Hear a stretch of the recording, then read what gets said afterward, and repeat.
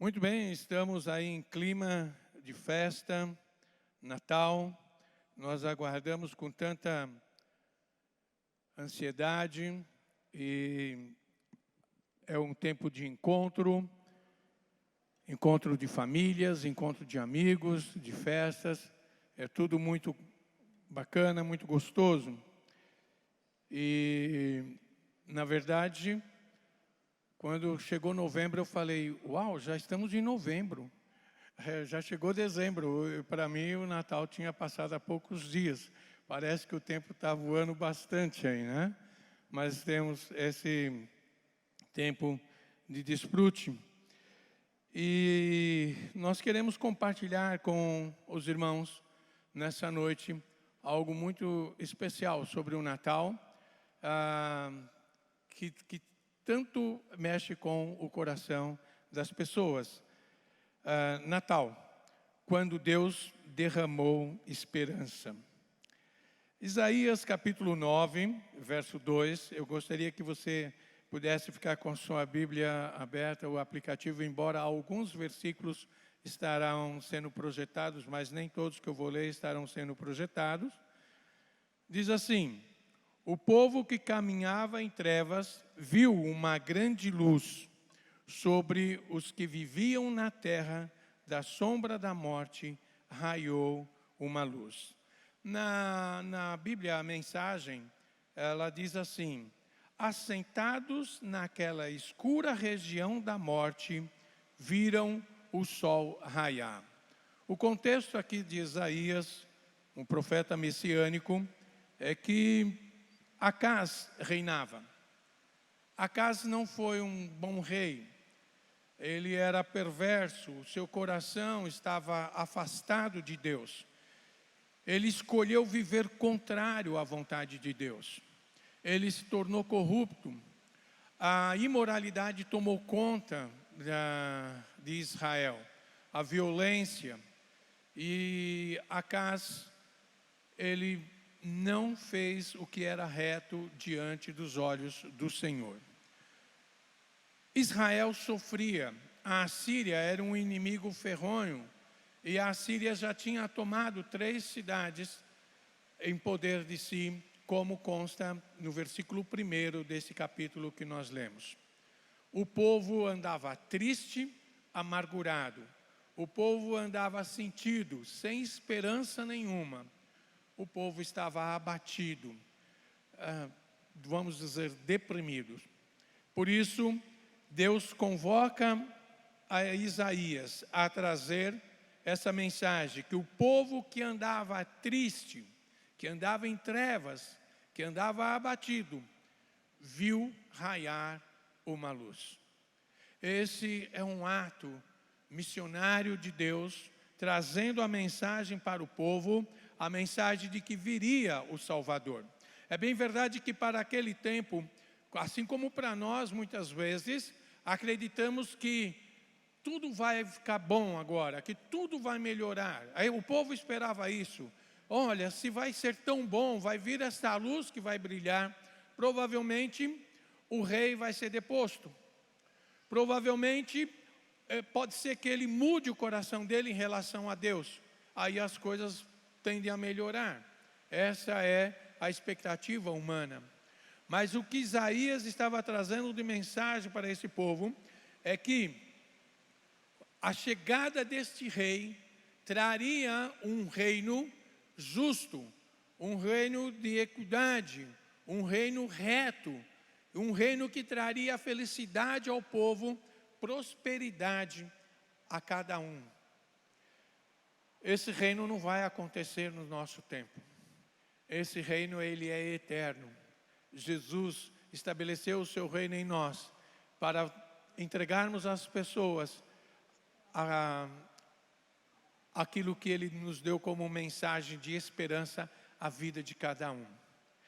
Porém, Deus, Ele se mostra ser um Deus missionário, e o Natal é um ato missionário de Deus. E esse ato missionário de Deus começa em Gênesis. Lá em Gênesis capítulo 3, Deus vai de encontro ao homem perdido. Adão, havia rompido o relacionamento com Deus. Ele fez o que não era para ser feito e acabou perdendo a comunhão com Deus. Ele se escondeu e Deus foi lá ao encontro dele e conversou com ele e restaurou a vida dele. Depois, capítulo 6, Deus vai ao encontro de Noé. Deus dá uma missão a Noé e desafia os homens a crerem na missão de Noé. Mas esses homens não creram, pereceram, mas Noé creu. Depois Deus encontra Abrão e chama esse homem para que ele sai da sua terra e seja testemunha dele. Pela fé esse homem vai. Hoje esse homem ele é pai dos cristãos, pai da fé, pai dos judeus, pai do Islã. Mas todos esses homens, na grande maioria desses 3 segmentos religiosos, têm como pai, mas não tem o caminho que ele percorreu, o caminho de fé.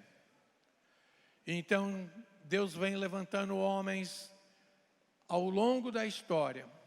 Chega em Isaías, Isaías traz essa profecia, que vai nascer, e o próprio Deus se encarna, nasce de uma mulher, e vem a esse mundo, como um menino, numa manjedoura, para trazer esperança a cada um de nós, derramar esperança nos nossos corações. É Deus derramando esperança em cada homem. E aí pode surgir uma pergunta: por que Natal é esperança? E nós temos que entender, como um autor desconhecido colocou uma frase que diz assim: o Natal começou no coração de Deus e só está completo quando alcançar o coração do homem. Ou seja, o Natal só ganha sentido, só faz diferença quando esse homem entende a razão verdadeira do nascimento de Jesus. Que ele veio não simplesmente para fazer parte de uma história como cada um de nós nascemos. O nascimento dele foi especial, foi diferente. Se nada tivesse acontecido até a cruz, tivesse acontecido alguma coisa até a cruz, e a cruz tivesse sido impedida, o Natal não teria tido nenhum sentido. O Natal só tem sentido porque existe a Páscoa, porque Jesus ressuscitou. Por isso o Natal tem sentido. Vamos dizer que o anjo apareceu para Maria e anunciou a Maria que ela ficaria grávida. E ela ficou grávida. E por um motivo qualquer, um problema qualquer, viesse o aborto. Mesmo que ela tivesse ficado grávida, não teria sentido a gravidez dela, não teria sentido a história do Natal. Mas Jesus nascesse. E aí então Herodes, no sua prática infanticídia, matasse Jesus. Também o Natal não teria sentido. Não teríamos sentido também de estar aqui. Não seria uma morte sacrificial. Vamos supor que Jesus se tornasse uma criança, um adolescente, e brincando naquele deserto, em meio a um penhasco, ele escorregasse, caísse e batesse a sua cabeça e ferido morresse. Também não teria sentido o Natal. Não foi uma morte sacrificial. Mesmo que os homens, quando chegaram a Jesus com pau e pedras, querendo tirar a vida de Jesus, se eles tivessem tido êxito naquele momento, também não teríamos a felicidade de sermos salvos, porque não teria a morte sacrificial. A morte de Jesus só tem sentido porque chegou à cruz, em meu lugar, em seu lugar. Ele assumiu o nosso pecado, Ele tomou sobre Ele todo o nosso pecado, todas as injustiças, e em nosso lugar, Ele morreu naquela cruz. Nós podemos celebrar o Natal, porque Jesus venceu a morte. O Natal tem sentido, porque Jesus venceu a morte. Amém? É isso. Por isso nós temos um sabor especial de falar para os nossos amigos, os nossos familiares, os nossos irmãos em Cristo, Feliz Natal. É esse sabor que dá. Não é só porque existiu o menino na manjedoura, mas é porque existiu um homem na cruz. Esse menino cresceu e se tornou homem. E então o Natal só é completo quando alcança o coração do homem. Em primeiro lugar, quero compartilhar com você que o Natal é a esperança, porque dá qualidade de vida. Você pode anotar aí no seu esboço, dá qualidade de vida, dá luzes, dá cores. Como é gostoso nós andarmos na cidade, vermos prédios, praças, postes, enfeites, tudo iluminado. E como gostamos de luzes, luzes é ótimo, é bom demais. Em alguns lugares fazem túneis, fazem coisas fantásticas, aí as pessoas passam por dentro, todas aquelas luzes. Por quê? Isso é tudo maravilhoso. Porque nós ansiamos a luz. E Jesus disse, eu sou a luz do mundo. O Natal, ele é festejado nos países cristãos. Há muitos países que você tiver a oportunidade de viajar no Natal, você não vai ver uma bolinha, uma coisinha daquela acesa. O máximo que você vai ver é iluminação pública normal, como em todas as cidades tem. É caótico demais estar num lugar, com nós como cristãos, não entendermos, o lugar onde estarmos não celebrar o Natal. Imagine os nossos missionários em muitos desses países, num momento desse que eles sabem que as famílias se reúnem, a igreja se reúne e celebram, e naquele momento eles não veem isso naquele país, porque eles não creem em Jesus. É um compromisso de estarmos orando por missões. Isaías capítulo 9, verso 3, ele diz, fizeste crescer a nação e aumentaste a sua alegria, eles se alegram diante de ti como os que regozijam na colheita, como os que exultam quando dividem os bens tomados nas batalhas. Isso é a alegria da vitória. O Natal é celebrado com isso. Nós celebramos o Natal porque temos a vitória. Nós celebramos o Natal porque temos o perdão. Nós celebramos o Natal porque Jesus venceu. Ele não ficou no meio da história. Muitos estadistas nasceram. Muitos grandes homens que revolucionaram parte do mundo, parte dos seus países, nasceram. Como nasceu Jesus, como nasceu eu e nasceu você. Eles fizeram uma certa diferença, mas eles morreram. Jesus também morreu. Só que o túmulo de Jesus não foi encontrado ossadas. O que foi encontrado é um aviso. O anjo disse, ele ressuscitou. Nenhum dos grandes estadistas no mundo ressuscitou para viver o seu ideal, para estabelecer o seu ideal. Todos sucumbiram debaixo da terra. Mas Jesus está à direita do Pai. E Jesus disse, eu vim para que tenham vida e a tenham em abundância. João 10, a parte B do versículo.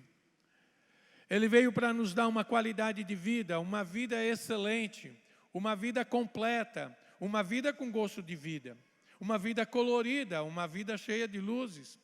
Normalmente, quando nós não estamos muito bem, estamos abatidos devido a algum problema, nós falamos assim, a minha vida está em preto e branco.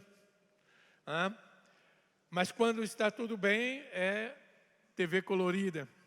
Eu lembro quando eu era pequeno, as televisões eram preto e branco. Aí colocaram aquelas telinhas azul, vermelho e verde. Quem é da minha geração sabe o que é isso. Olha, quando meu pai comprou essa telinha, foi uma festa maravilhosa. Imagina então quando chegou a televisão colorida. Eu não queria nem mais dormir, eu só queria ficar assistindo TV. Então é isso, a vida colorida dá prazer de viver. A vida em preto e branco ela não dá. A maior tragédia da vida não é quando o homem morre. A maior tragédia da vida é quando o que há no homem morre. O que há dentro de um homem morre. E ele vivo com um sonho morto. Essa é a maior tragédia da nossa vida. Nós precisamos saber viver o Natal de uma maneira muito especial. O 30º presidente dos Estados Unidos, Calvin Coolidge, ele disse assim: o Natal não é um momento, nem uma estação, e sim um estado de espírito. Cultivar a paz e a boa vontade, ter misericórdia em abundância, isso sim é ter um verdadeiro espírito de Natal. Amém? Em segundo lugar, o Natal é esperança porque deu a cruz. A cruz, anota aí no seu esboço a palavra cruz. A cruz, ela é para nós libertação e perdão. O povo de Israel era oprimido devido ao tipo de governo que tinha, um governo violento, cruel, um governo que estava ausente de Deus. E o povo sofria todas essas situações. E então, Isaías no versículo 4 diz: pois tu destruíste o jugo que oprimia, a canga que estava sobre os seus ombros, e a vara do castigo do seu opressor, como no dia da derrota de Midian. Nós vivemos oprimidos por problemas pessoais, por problemas de família, por problemas financeiros, por problemas de trabalho, profissionais. Muitos desses problemas nos oprimem, tiram noites de sono, nos castigam. Mas Deus quer que nós o busquemos, que nós confiemos em sua ação, e Ele vai nos libertar dessa opressão. Em Jesus Cristo Ele nos liberta. Quando nós olhamos para a cruz, nós somos mais do que vencedores em Jesus. Então isso vem à nossa mente e nos faz caminhar melhor. E a nossa liberdade é vivida quando buscamos em primeiro lugar o reino de Deus e a sua justiça. O povo de Israel estava sofrendo. Isaías trouxe a profecia, olhando para o futuro e trazendo aquela mensagem dizendo: o que oprimia foi quebrado, foi destruído. Então, tudo que nos oprime será quebrado, será destruído. O dia que Jesus voltar, todos esses problemas que vivemos vão se acabar. Essa é a promessa de Deus. É a promessa que nós vemos na sua palavra. Quando Jesus estava na cruz, lá em João capítulo 19, verso 30, Jesus disse a frase, está consumado. A palavra consumado quer dizer tetelestai, ou seja, tudo pago, liquidado, cancelado.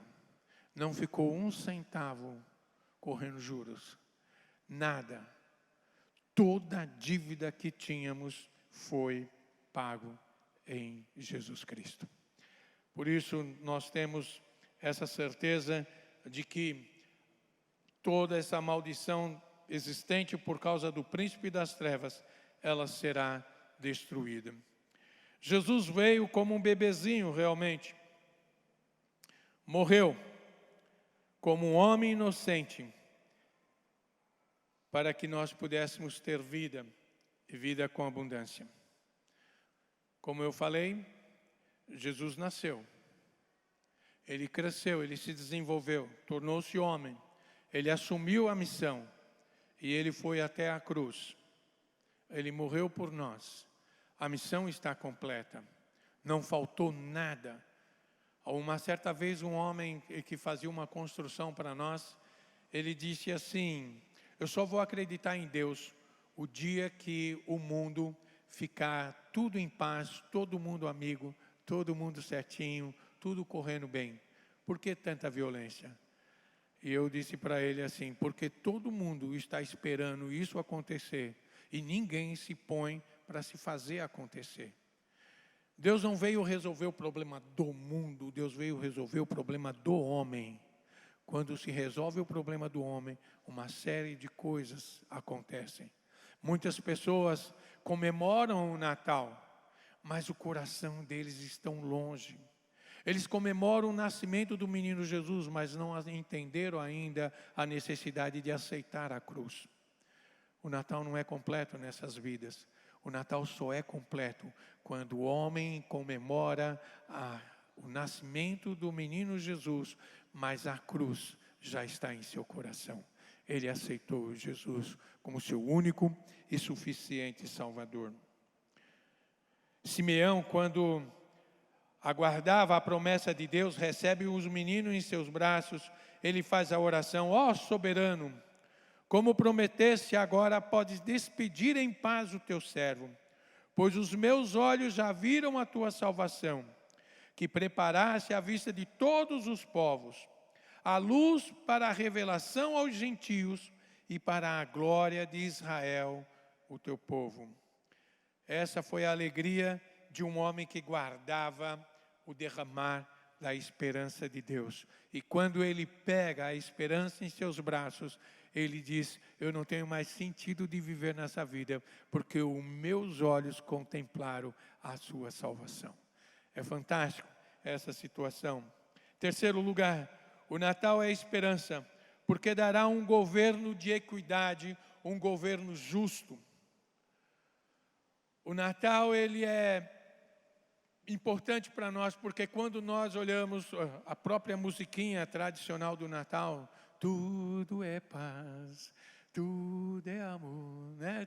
Então todo mundo canta amor, alegria, paz. Os cartões mais bonitos, as felicitações mais emocionantes, elas chegam.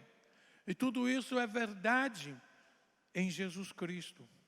Fora de Jesus Cristo, isso não é verdade.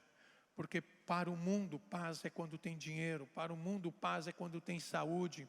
Para o mundo, paz é quando está vivendo um tempo de bonança, de prosperidade. Mas acabam todas essas coisas. O que é paz para você? Jesus é a nossa paz. Isaías, no versículo 7, ele diz: ele estenderá o seu domínio e haverá paz sem fim sobre o trono de Davi e sobre o seu reino, estabelecido e mantido com justiça, com retidão, desde agora e para sempre. O zelo do Senhor dos Exércitos fará isso. É o compromisso de Deus para conosco. É o compromisso de Deus com o seu povo de Israel. Esse zelo que ele tem, tudo será cumprido, tudo será estabelecido. Nicole Lorgen, um poeta político romeno, ele diz assim: a justiça pode caminhar sozinha, a injustiça precisa sempre de muletas, de argumentos. A justiça não precisa de argumentos, a justiça, ela é justa, ela é exatamente a medida para cada um. A justiça nunca dará mais e nunca dará menos, é justo. Quando você veste uma blusa e você se sente bem na camisa, é porque ela está justa em você. Ela não está apertada, não está forçando você virar o Hulk para estourar. Ela não está folgada, virando camisola em você. Ela está justa. A medida de Deus é justa, é a nossa medida. A cada um será dado, não vai ter falha, não vai ter argumentos, não vai ter necessidade de explicação. Porque quando Deus aplicar a sua justiça, quando Deus aplica a sua justiça, nós sabemos que aquilo é normal. Agora, a injustiça precisa explicar, porque a injustiça, querendo praticar a justiça, ela comete a injustiça. Com quem ela diz praticar a justiça, e a injustiça mais ainda para quem está sofrendo a injustiça. A injustiça, ela precisa de sempre argumentos para explicar a cada situação. Provérbios 29:4 diz: o rei que exerce a justiça dá estabilidade ao país, mas o que gosta de suborno leva à ruína. Deus é justo e Ele sempre nos tratará com justiça. Jesus, quando foi a Nazaré, onde havia sido criado, no dia de sábado entrou na sinagoga, como era seu costume, e levantou-se para ler. Foi-lhe entregue o livro do profeta Isaías. Abriu e encontrou o lugar onde estava escrito: o Espírito do Senhor está sobre mim, porque Ele me ungiu para pregar as boas novas aos pobres. Ele me enviou para proclamar a liberdade aos presos e recuperação da vista aos cegos, para libertar os oprimidos e proclamar o ano da graça do Senhor. Então ele fechou o livro, devolveu ao assistente e assentou-se. Na sinagoga todos tinham os olhos fitos nele. E ele começou a dizer-lhe: hoje se cumpriu as escrituras que vocês acabaram de ouvir. Não há dúvida de que Jesus é o Messias, que ele é o menino prometido lá em Isaías 600 anos antes do seu nascimento. Ele nasceu. Nele veio a verdade. Ele é a verdade. Ele disse: eu sou o caminho, a verdade e a vida. Ele é a verdade. E nisso se estabeleceu. Quando Jesus entrou na sinagoga e disse: hoje se cumpriu, ele está falando: estamos começando o reino de Deus, estabelecendo o reino de Deus. O reino de Deus já está em mim e em você. Nós vivemos esse reino. E nós já estamos vivendo esse reino. Nós vivemos um pedaço do céu em meio ao inferno do Deus desse século. Mas nós podemos imaginar o que será a eternidade. O Natal, ele pode trazer bastante coisas interessantes para a nossa vida, mas o maior delas é a ação de graça. Quando nós podemos agradecer a Deus porque é Natal. Você pode estar vivendo esses dias natalinos e poder dizer: obrigado, Senhor, porque existe o Natal. Porque um dia Jesus nasceu, Ele cresceu, se desenvolveu, Ele morreu, mas Ele ressuscitou. Então nós temos o Natal como um motivo muito grande de gratidão. É um dia de ação de graças para nós. Mas nós damos presente, nós comemos, não é pecado, claro. Nós podemos dar presentes, ganhar presentes e comer. Só que precisamos descobrir determinadas coisas no nosso Natal. E eu vou contar uma experiência pessoal minha, que eu vivi crucificado por um sentimento com relação ao Natal. Eu tinha meus 8 anos de idade, de 7 para 8 anos. E aí, então, minhas tias costumavam vir com uma caixa bem grande, dessas tipo de máquina de lavar, essas caixonas grandes, enchia de presente. A sobrinhada ia toda lá e ficávamos eufóricos para ganhar os presentes. E então eu sou o neto mais velho que morava em São Paulo. Eu tinha um mais velho que eu, mas era no interior, ele não estava ali nesse dia. E então começam a distribuir o presente e chegou na minha pessoa. E aí minha tia me dá um embrulho diferente. Eu vejo meus primos com carrinhos, com bola, minhas primas e minhas irmãs com bonecas, meu irmão com bola. E a minha tia deu um corte de calça para fazer a minha primeira calça comprida. E um corte de camisa. E eu escutei essa frase dela: agora você é um homenzinho. E você agora precisa de uma roupinha de homenzinho. Foi uma dor causticante para mim. Eu não sabia como isso ia perdurar na minha vida. Eu cresci, me converti aos 23 anos e comemorava o Natal intelectualmente. Jesus nasceu, é o meu Salvador. Mas todo ano, todo o período de Natal, eu ficava muito triste, eu não gostava de Natal. Eu falei para minha mãe algumas vezes: mãe, eu não gosto do Natal. Eu acho o Natal a coisa mais chata do mundo. Mas eu não lembrava mais no meu desenvolvimento da minha infância. Eu não lembrava mais desse corte de pano, eu não lembrava mais do corte da camisa e da calça. Eu tinha um sentimento que fisgou o meu coração e não me deixava alegrar no Natal. Estava na igreja, estava cantando, era feliz por Jesus ter me salvado, mas a fisgada que estava no meu coração não permitia emocionalmente eu ter um Natal melhor, um Natal feliz. Aconteceu que eu tive alguns pastores, amigos no seminário, pessoas que fomos conversando e depois eles me orientaram e eu tive um momento de oração e de libertação. E aí então o primeiro Natal depois disso foi muito diferente para mim.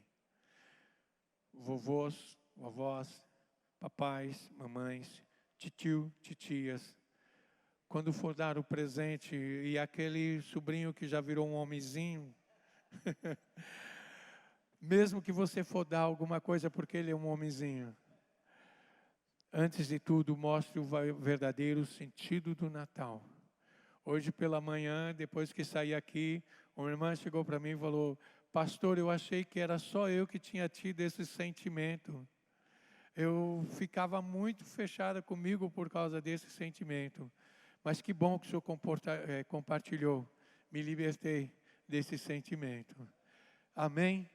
Às vezes nós não sabemos por que o Natal traz uma fisgadinha em nosso coração. E às vezes ele ofusca a celebração.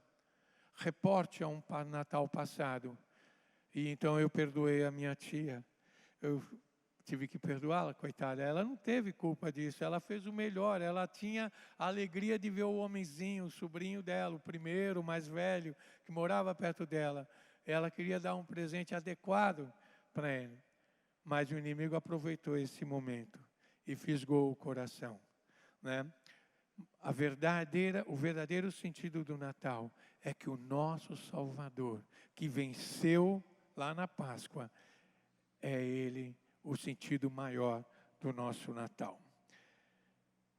O texto diz em versículo 6, porque o menino nos nasceu e um filho nos foi dado, e o governo está sobre os seus ombros, e ele será chamado Maravilhoso Conselheiro, ou seja, um reino que tem conselho. Ações que vêm de conselho. Quando você age sem conselho é uma tragédia. Quando você tem conselho e não faz nada, também não resolve nada. As ações devem ser envolvidas com conselho. Todo bom reinado tinha bons conselheiros. Jesus, ele tem esse conselho, ele é sábio.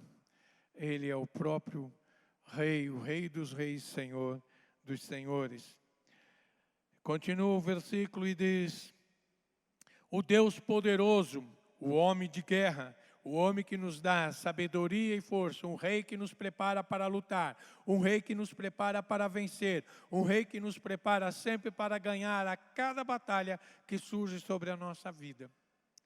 Ele é o Deus forte, o Deus guerreiro, o Pai eterno, o Deus que, como um pai, supre os seus de todas as maneiras, da melhor forma possível, cuida e zela, ama, está sempre guardando debaixo de suas asas. Esse é o Deus Pai eterno, que cuida de cada um de nós, e o príncipe da paz, porque no seu reino haverá prosperidade, haverá alegria, haverá contentamento, haverá satisfação. Por isso o Natal é a esperança que Deus derramou sobre as nossas vidas. O Natal é um momento de reflexão, como eu falei, de gratidão, é um momento de ato missionário de Deus, que requer de nós também esse compromisso de compartilhar. O nosso coro estará cantando aí junto com demais vozes no Pátio dos Trilhos. Acertei? Pátio dos Trilhos, o Canta Aleluia. De manhã eu falei Canta Natal, né? Canta Aleluia. Eles estarão cantando, levando a mensagem para aquelas pessoas que ficam ali na praça, ali naquele largo, no Pátio dos Trilhos. Homens perdidos, vazios, que nunca puderam celebrar o verdadeiro Natal, como eu e você já celebra. E nessa celebração que nós vamos estar ali, amanhã às 20 horas, nós vamos estar juntos. Você está desafiado a ir. E ali juntos nós vamos, enquanto eles cantam a mensagem, nós oramos para que Deus quebre todas as correntes que estiver prendendo aquelas vidas ali naquele lugar. Para que vidas ali conheçam no Natal e celebrem esse Natal como seu primeiro verdadeiro Natal, o Natal libertador. O desafio é para mim e para você. O desafio está sempre presente. O desafio é eu e você entregue a Jesus. Eu e você derramando esperança no coração das pessoas. Eu e você, assim como derramaram a esperança em nosso coração. Jesus sobre a história, Deus sobre a história derramou a esperança, fazendo Jesus nascer de uma mulher. Agora, ele precisa nascer em corações. No meu ele já nasceu, no seu ele já nasceu. Mas se há alguém aqui no nosso meio que Jesus ainda não nasceu, hoje é a oportunidade de você viver a grandeza desse primeiro Natal. O Natal completo, o Natal que nasce no coração de Deus e transborda no coração do homem. Curve a sua cabeça nesse momento. Eu quero que você agradeça a Deus junto comigo. Querido Deus e Pai, nesse momento nós estamos refletindo aqui a mensagem. Felizes porque entendemos o verdadeiro sentido do Natal. Mas sabemos que muitas pessoas da nossa família, pessoas amigas que trabalham conosco, pessoas vizinhos nossos, ainda não têm esse verdadeiro Natal. Eles estão perdidos. Eles não têm a esperança. Permita-nos, Senhor, que nesse Natal, em nosso testemunho, possamos derramar esperança nos corações. E que muitas pessoas, em cada apresentação do Canta Aleluia, receba esse verdadeiro derramar do Senhor nesse Natal. Que cada vida aqui saia alegre e feliz por viver esse Natal. Pois é em nome do Senhor Jesus que nós oramos. Amém.